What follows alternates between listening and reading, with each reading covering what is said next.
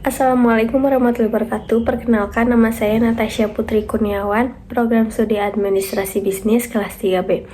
Di sini saya akan mempresentasikan materi tentang norma-norma dalam budaya organisasi untuk memenuhi tugas ujian akhir semester mata kuliah perilaku organisasi. Baik, yang pertama, adapun beberapa pengertian dari norma-norma dalam budaya organisasi.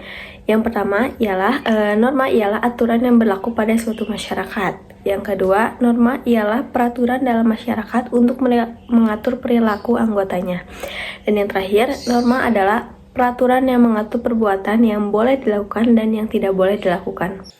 Selanjutnya, adapun 3 jenis norma dalam budaya organisasi. Yang pertama adalah berdasarkan keformalan, yang terbagi lagi menjadi 2, norma formal dan norma non-formal. Norma formal ini merujuk pada aturan atau kebijakan yang biasanya tertulis dan resmi pada suatu organisasi seperti konstitusi, perundang-undangan, peraturan daerah, dan surat keputusan. Yang kedua ada norma non-formal. Norma ini biasanya tidak tertulis ataupun tidak resmi pada suatu organisasi, seperti kebiasaan, tradisi, dan perilaku yang berkembang dalam kehidupan sehari-hari, seperti gaya komunikasi, pola kerja, dan cara menyelesaikan konflik. Yang kedua ada berdasarkan daya mengikat terhadap anggota organisasi, yang terbagi lagi menjadi 4.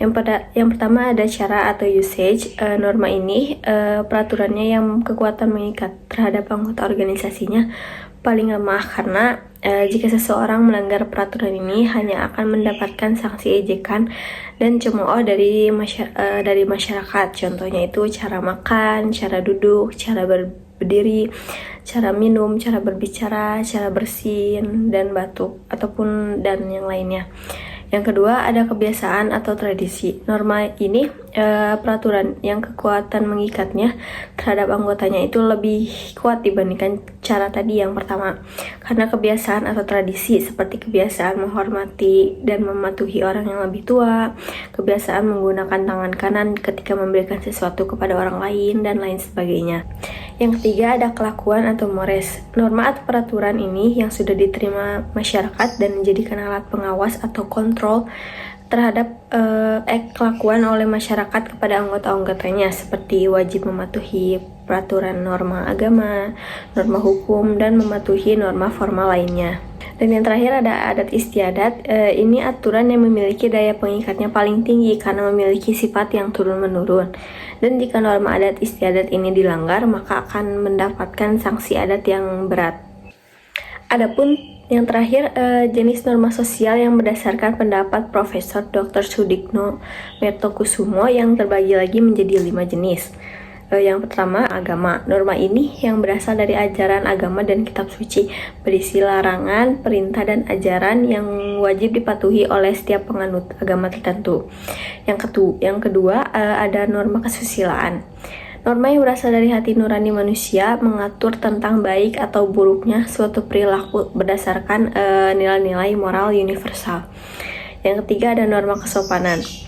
Norma yang berasal dari kebiasaan masyarakat dan berkaitan dengan adat istiadat, tata krama, dan serta etika dalam berperilaku.